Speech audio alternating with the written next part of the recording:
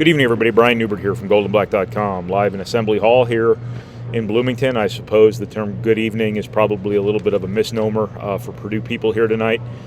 Had to end at some point. Purdue's winning streak over Indiana. Tonight was the night, 68-65 Hoosiers. This is your wrap video following that game. It is brought to you by our friends at the Purdue Club Hotel and the 811 restaurant. I'll say it again. If there was a Purdue Club Hotel in Bloomington, that's where I'd be staying tonight. Surprisingly, there is not a Purdue Union Club Hotel in Bloomington, so I'm staying at La Quinta instead. Thank you to them for their support, not La Quinta, Purdue Union Club Hotel. We will dive right into this game here. I think, funny things happen in rivalries sometimes. Purdue and Indiana's history with one another is peppered with results like this one. But I think coming into this game, looking at this on paper and looking at Purdue's track record here, the last few years, you really had to feel good about Purdue's chances. That being said, this was really set up here tonight. This was the sort of environment tonight where the people who are here tonight are printing off T-shirts right now about this, because this had the makings of one of those seminal moment types of things. Purdue, once again, was the pig at the luau. That's the treatment it got.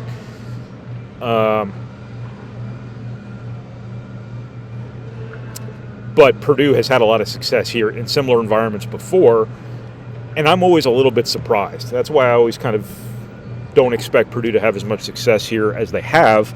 So you always come to games like this here and consider all things being possible. So when you look at this on paper, I thought that Purdue obviously had a really marked advantage over Indiana, especially with Trayce Jackson-Davis being hurt.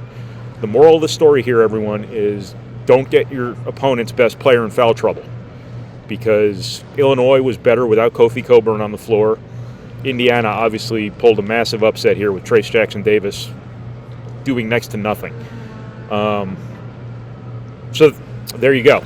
Don't get your opponent's best player in foul trouble. You'll only lose. But looking at this game in advance of this, I think what I've come to realize after this 40 minutes of basketball here tonight is this is a different Indiana team than the last few. I think when you look at the Indiana teams Purdue has dominated. I'm sorry, we've got the popcorn leaf blower behind me, so I apologize. When you look at the Indiana teams Purdue's dominated the last few years, they've not been terribly tough. The one thing that never jumped off the page at you about Indiana was competitiveness, was toughness, any of that stuff. I thought this was a different Indiana team than a lot of the past few. I'm not proclaiming them, back. I'm not promising them any championships to come, like probably a lot of other people in the media will tonight. But they seem to be putting that one very, very fundamental piece in place, because this has been a soft program for 4 or 5 years, and Purdue took tremendous advantage of it. They did not do that tonight. I thought Rob Finney, obviously this was a storybook kind of game for him, being the Lafayette kid who'd never beaten Purdue, comes out here and plays the game of his life after being recruited over as a senior in the offseason. I thought Trey Galloway gave them a real edge. I think he's the sort of substance guy that Indiana has needed over the years. They would have been much better off had they had those guys. I don't know if they've had those guys the last few. I don't know if they've really had any ultimate competitors since like Yogi Ferrell, maybe Victor Oladipo. The last few teams really lacked that sort of edge. I thought Trey Galloway really gave them that. There was a little bit of history, I think, between him and Jaden Ivey, going back to their high school days, going back to their summer camp days, going back to their grassroots days, things like that. And I think he really went at Ivey, went at Purdue in general. He was the face of Indiana, really making things hard on one of the best offensive teams in college basketball, blowing up a lot of dribble handoffs, really kind of getting into Purdue, things like that. And Indiana was just tougher than Purdue. I know that sounds like kind of a trite umbrella sort of statement, but I think they were. I said off the top of this video that crazy things happen in rivalries. I don't know, outside of, on paper, this seems like a crazy thing. Because Purdue is, considered one of the best teams in college basketball. Indiana is clearly a middle-of-the-pack Big Ten team. But if you watch this game, you realize this wasn't a crazy thing at all, because Indiana, was the better team for 30 of the 40 minutes, probably 25 out of 15, whatever it might be. Not the first 10 of the first half, definitely the second 10 of the first half. Purdue was probably better the first 10 minutes of the second half. Indiana was probably a little bit, I don't know. Anyway, Indiana obviously put itself in a really good position. Purdue had every opportunity in the world to win this game. The turnover issue was the biggest issue in this game, and really something that's disconcerting from Purdue's perspective. You got a lot of experience on this team. You've been in a lot of tough environments. You don't really expect them to be fazed by, environments, fazed by people getting up on them, whatever it might be, but they were. And that rash of turnovers there in the final 10 minutes of the first half, I thought, changed this game, obviously. That was Indiana's momentum. Purdue basically handed Indiana its momentum. That 14-0 run that really was the difference in the game, clearly, because if Purdue, doesn't spot Indiana 14 points there, this game turns out differently. But they did. So the turnover issue cost Purdue this game, but I think a lot more goes into that. You got to give Indiana a lot of credit. You got to give Rob Finney a lot of credit. Purdue took a step backward defensively today. 68 points isn't unreasonable on the road, but you needed to be better against the dribble. That's a team-wide thing. I know people want to blame Purdue's point guards for everything. They're part of it, but that's a team-wide thing. Purdue's a help-based defense. The big guys have to come up and help stop the dribble.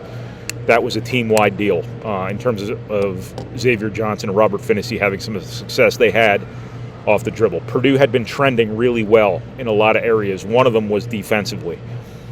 But I think they took a step backward today. I think you're sitting here again like you build a game plan for one guy like you did with Illinois and Kofi Cockburn, and then the opponent comes out and doesn't have their centerpiece. They have to play differently, and suddenly, suddenly things change on you. Again, never get your opponent's best player in foul trouble. You'll lose. Just really, really surprised by Purdue's poise issues. This is an older team, kinda. I mean, they still have young guys who are developing. Jaden Ivey, Zach Edey are still relatively young players, and I think people lose sight of that sometimes. But this team has been here before. You got 3 seniors who all play important roles for you. You got a junior who plays an important role for you. You got as experienced a freshman class, or as experienced a sophomore class, I should say, as just about anybody, and you just expect them to respond to situations better than they did today. I think, the turnovers, to me, would seem like a reflection of poise and composure. The free throws, Matt Painter didn't agree with me. He said that's concentration. Well, concentration and poise, strike me as relatively synonymous. Purdue goes 7 to 17 at the line. I know that's an easy number to point to and say that's why they lost. Indiana missed 10 free throws too, so they can say the same thing. That being said, if Indiana still misses 10 free throws and Purdue makes 5 more, you win this game. I don't know what's going on with the free throw shooting. Last year Zach Edey was a marvel at the foul line. I mean, people couldn't believe how a 7'4" guy, shot free throws the way he did. But he's been a little bit uneven this season. Today, obviously 2 of 7. That was the reason he was not on the floor at the end. Trayvon Williams comes in at the end. Trayvon Williams, who obviously has not exactly in his career been Rick Barry from the foul line, he's the player Matt Painter turns to close out the game, because I think they had more faith in him as a foul shooter. But that brings me to my next point. I think right now Purdue's got a little bit of I don't want to say a Trayvon Williams problem, but I'm not really sure what's going on with him, because the last 2 games, he's 6 of 18 at Illinois. He's 1 of 4 at Indiana. He has a good look there in the final minute to put Purdue up 4. These are shots his whole career he's made 60, 70% of the time. He's getting them, and there's no real rhyme or reason to why he's missing these shots that he's made a college career off of. That's just, I don't really have an explanation for you there, but, Purdue is 2 more Trayvon Williams 70% baskets away from, not going to overtime at Illinois, and they're 1 more here at Indiana from winning this game, most likely. So I'm not really sure what's going on there in terms of his inability to finish the shots that, again, he has made a whole college career off of. But, the issue with Williams tonight, and this was a total team effort, make no mistake about that. Everybody, contributed in some small way, one way or another, to Purdue not being quite good enough tonight. But, the run of turnovers in the first half, 4 of them were off Trayvon Williams. Not sure what's going on there either.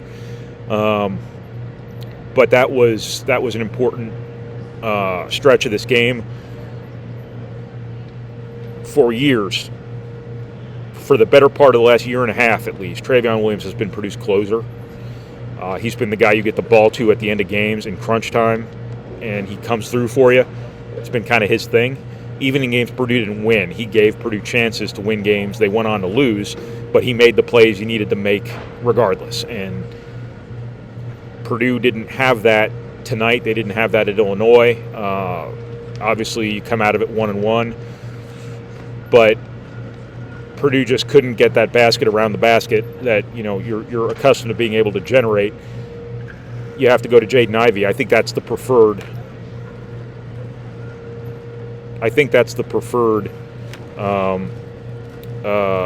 go-to guy regardless, because of his ability to get to the rim, maybe get to the foul line.